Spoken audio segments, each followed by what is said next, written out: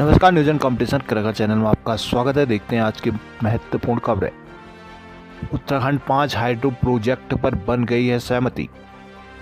बांग्लादेश में संत चिन्मय कृष्ण दास को राहत नहीं। एलएसी पर शांति रहे तभी सुधरेंगे संबंध, जयशंकर। उत्तराखंड में बनेगा emergency trauma care network. DElEd प्रवेश परीक्षा की उत्तर कुंजी हुई अपलोड। उत्तराखंड को 5 जल विद्युत परियोजना में काम करने के लिए जल्द मंजूरी मिल सकती है। सूत्रों के अनुसार सुप्रीम कोर्ट के निर्देश पर गठित कैबिनेट सचिव की अध्यक्षता वाली समिति ने 21 प्रोजेक्टों में से 5 के लिए मंजूरी देने की संस्तुति करने पर सहमति दी है। समिति की रिपोर्ट पर सुप्रीम कोर्ट को फैसला लेना है। उत्तराखंड लंबे समय से 2123 मेगावाट क्षमता के 21 हाइड्रो पावर प्रोजेक्टों को मंजूरी देने की पैरवी कर रहा था। इनको केंद्रीय वन पर्यावरण मंत्रालय व जल शक्ति मंत्रालय मंजूरी देने को तैयार नहीं थे। ये मामला सुप्रीम कोर्ट पहुंचा।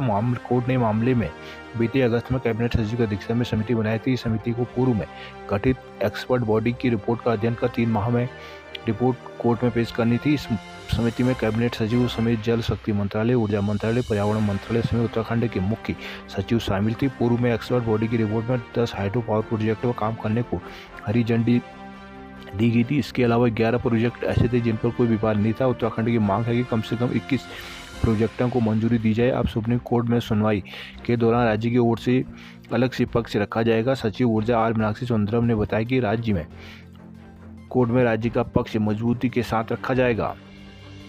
उत्तराखंड में दुर्घटनाओं के घायलों को तत्काल इलाज उपलब्ध कराने के लिए इमरजेंसी ट्रॉमा केयर नेटवर्क विकसित किया जाएगा। इसके तहत अस्पतालों के बीच आपस में समन्वय, 108 सेवा के लिए मैपिंग व हादसा होती पास के स्वास्थ्य केंद्र को अलर्ट भेजने की व्यवस्था की जाएगी। उत्तराखंड में नेटवर्क तैयार करने के लिए मंगलवार को राष्ट्रीय स्वास्थ्य मिशन सभागार में बैठक हुई। इस दौरान state health response centre, AIIMS Rishikesh व एचएनबी मेडिकल विश्वविद्यालय के विशेषज्ञों ने घायलों की आपात स्थिति में तत्काल इलाज देने पर मंथन किया है। मिशन की एमडी स्वाति भदौरिया ने बताया कि नेटवर्क के तहत 108 सेवा को चिकित्सा केंद्रों के रूट और मैप मुहैया कराए जाएंगे। साथ ही ऐसा सिस्टम बनाया जाएगा कि 108 को दुर्घटना की सूचना मिलती ही नज़दीकी अस्पताल को अलर्ट चला जाएगा। अस्पताल के इमरजेंसी स्टाफ को ट्रामा ट्रेनिंग दी जाएगी। अस्पताल के बीच समन्वय भी बढ़ाया जाएगा। बैठक में एचएनबी मेडिकल विश्वविद्यालय के कुलपति डॉक्टर मदन लाल ब्रह्म भट्ट, एम्स के ट्रामा विभाग के एसोसिएट प्रोफेसर डॉक्टर मधुर उनियाल, स्वास्थ्य सलाहकार डॉक्टर तृप्ति बहुगुणा, डॉक्टर सुनीता टम्परा, डॉक्टर कुलदीप मर्तोलिया आदि मौजूद रहे। देहरादून यमुनोत्री हाईवे की घटे की चौड़ाई दोबारा बनेगी डीपीआर। ऑल वेदर रोड परियोजना के तहत यमुनोत्री हाईवे पर पार्ली घाट से जानकी चट्टी तक बनी सड़क की चौड़ाई 10 मीटर होगी। सुप्रीम कोर्ट की ओर से गठित हाई पावर कमेटी ने सड़क की चौड़ाई 12 मीटर के बजाय 10 मीटर करने की संस्तुति दे दी है, जिसके बाद अब लोक निर्माण विभाग ने डीपीआर रिवाइज करने का काम शुरू कर दिया। दरअसल ऑल वेदर रोड परियोजना में पर्यावरण को नुकसान को देखते हुए सुप्रीम कोर्ट ने हाई पावर कमेटी गठित की थी। कमेटी परियोजना निर्माण को पूर्व में ही मंजूरी दे चुकी है, लेकिन सड़क की चौड़ाई 12 मीटर के स्थान पर 10 मीटर रखी जाएगी। इसके बाद अब लोक निर्माण विभाग ने इस चौड़ाई के अनुसार परियोजना की डिटेल प्रोजेक्ट रिपोर्ट में बदलाव का काम शुरू कर दिया। मुख्य अभियंता दयानंद ने बताया कि इस महीने डीपीआर रिवाइज करने का काम पूरा कर टेंडर की प्रक्रिया पूरी कर ली जाएगी। उत्तराखंड में लोन देने में प्राइवेट बैंकों ने सरकारी बैंकों को पछाड़ा।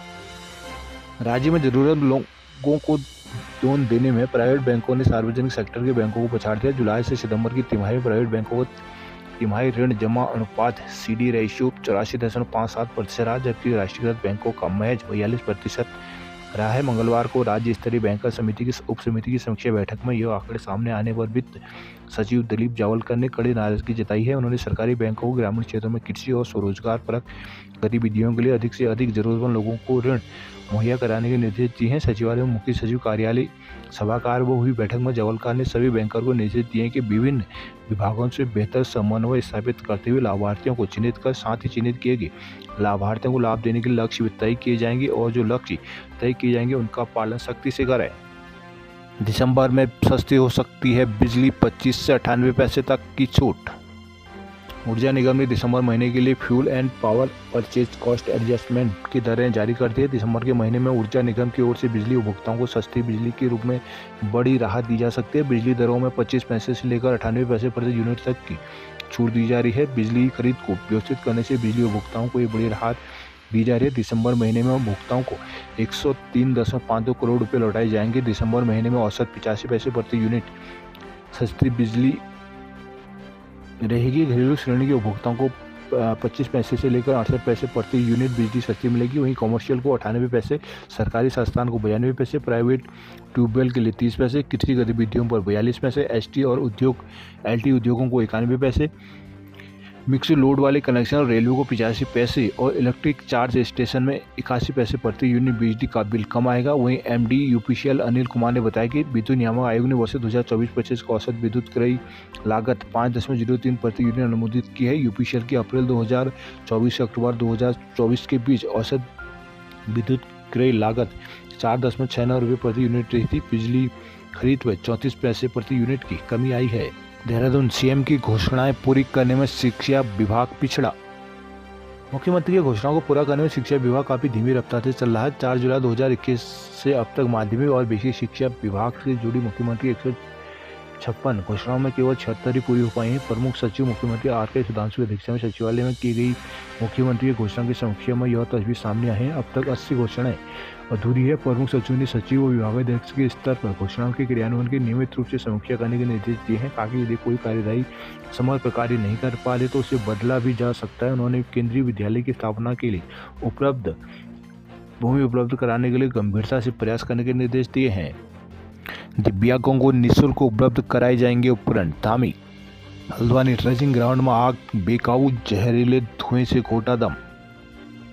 मंगलवार को गोलापार बाईपास के किनारे बने ट्रेचिंग ग्राउंड में लगी आग बेकाबू होगी। कूड़े से उठने वाली पूरे वातावरण में धुआं फैल गया। धुएं से गोलापार, गोला जाली और इंदिरा नगर क्षेत्र के लोगों का दम घुटने लगा। दमकल विभाग की 4 गाड़ियां आग पर काबू पाया, लेकिन इसके बाद भी धुआं निकलता रहा। ट्रेचिंग ग्राउंड में पड़े 1,20,000 मीट्रिक टन कूड़े में सोमवार की रात किसी तरह अचानक आग लग गई थी। रात के समय कर्मचारियों ने आग को बुझा लिया, मगर मंगलवार सुबह एक बार फिर आग भड़क गई। प्लास्टिक, पॉलीथीन आदि के कारण कुछ ही देर में आग फैल गई। नगर निगम कर्मचारियों ने सुबह 8 बजे टैंकर पहुंचने में आग बुझाने की कोशिश की, लेकिन आग फैलती गई, जिससे निकलने वाला जहरीला धुआं आसपास के इलाकों में फैल गया। इससे आंख में जलन, पानी आने की समस्या भी कई लोगों को हुई। दोपहर 2 बजे तक फायर ब्रिगेड की 4 गाड़ियां आग बुझाने में जुटी रही। ऊपर से तो आग बुझ गई, लेकिन अंदर से कूड़ा सुलगता रहा। ऐसे में कभी भी दोबारा आग भड़क सकती है। भीमताल में 15 पार्क बेच डाले, कार्रवाई के निर्देश।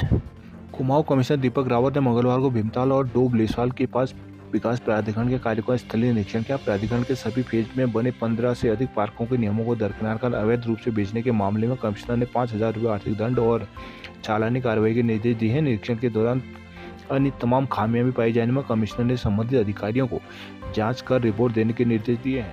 लालकुआ हाईवे पर कोहरे में ट्रक से टकराई कार, 2 की हुई मौत। पिथौरागढ़ पेयजल लाइन की मरम्मत न होने से ग्रामीणों में रोष। मुनाकोट विकासखंड के सिरकुच के ग्रामीण टूटी पेयजल लाइन ठीक न होने से आक्रोशित है। मंगलवार को ग्रामीणों ने जिला मुख्यालय पहुंचकर प्रदर्शन करते हुए विभाग पर अनदेखी का आरोप लगाया है और कहा कि करीब 70 दिन से पेयजल लाइन टूटी है। सूचना देने के बाद भी विभागीय अधिकारी गंभीरता से नहीं दिखा रहे हैं।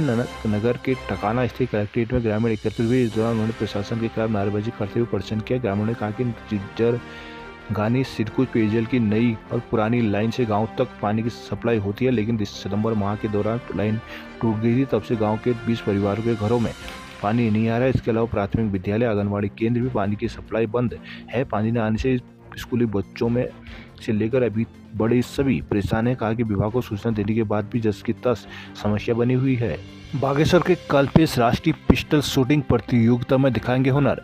बागेश्वर जिले के भतौला गांव निवासी कल्पेश उपाध्याय अब राष्ट्रीय पिस्टल शूटिंग में अपना लोहा मनवाएंगे। बिहार में चली पिस्टल शूटिंग में उन्होंने क्वालिफाई किया है। वह देहरादून रहकर पिस्टल शूटिंग का अभ्यास कर रहे हैं। बिहार के जनपद नालंदा में कल्याण बीघा हरनौल शूटिंग रेंज में 26वीं अखिल भारतीय शूटिंग चैंपियनशिप चल रही है, जिसमें उत्तराखंड के होनहार खिलाड़ी 13 साल के कल्पेश उपाध्याय ने 10 मीटर पिस्टल शूटिंग स्पर्धा में 400 से 359 अंक लेकर राष्ट्रीय प्रतियोगिता के लिए क्वालिफाई किया है। अब कल्पेश दिसंबर माह में दिल्ली में आयोजित होने वाले राष्ट्रीय पिस्टल शूटिंग प्रतियोगिता में भाग लेंगे। दिल्ली में भी कल्पेश का शानदार खेल जारी रहा तो कल्पेश अंतर्राष्ट्रीय पिस्टल प्रतियोगिता के लिए भारतीय खिलाड़ियों के होने वाले ट्रायल में भी भाग ले सकेंगे।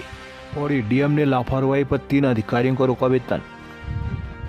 पौड़ी तहसील में मंगलवार को जिलाधिकारी डॉक्टर आशीष चौहान की अध्यक्षता में आयोजित तहसील दिवस में 28 शिकायतें दर्ज हुई। इस दौरान लापरवाही सामने आने पर डीएम ने 3 अफसरों का वेतन रोकने के निर्देश दिए हैं। वही गायब अफसरों का स्पष्टीकरण तलब करने के भी निर्देश दिए गए हैं। तहसील दिवस में शिकायतकर्ता मनोज ने कहा कि कलजी खाल में विधायक निधि से बेड़गांव मोटर मार्ग का निर्माण कार्य पूर्ण होने पर एबीडीओ द्वारा भुगतान नहीं किया जा रहा है। डीएम ने डीडीओ को जांच अधिकारी नामित करते हुए रिपोर्ट मांगी है। प्रदीप नेगी की पिनानी गढ़वाल तल्ला मोटर मार्ग के चरगढ़ के पास लोगों द्वारा मुआवजा लेने के बाद भी अतिक्रमण की शिकायत पर डीएम ने अतिक्रमण नहीं हटाए जाने व मार्ग का कार्य शुरू न करवाने पर पीएमजीएसवाई के एई का वेतन रोकने गणेश नेगी की पीएमजीएसवाई द्वारा बीते 4 महीने से घोड़ीकल डोंगरी मोटर मार्ग को शिकायत यातायात के सुचारू नहीं की जाने की शिकायत पर सागे अभियंता का वेतन रोकने खंड शिक्षा अधिकारी कोट ब्लॉक के बिना बताए गायब रहने की शिकायत पर डीएम ने वेतन रोकने के निर्देश दिए हैं। इस मौके पर डीएफओ गढ़वाल स्वप्निल आदि भी मौजूद रहे।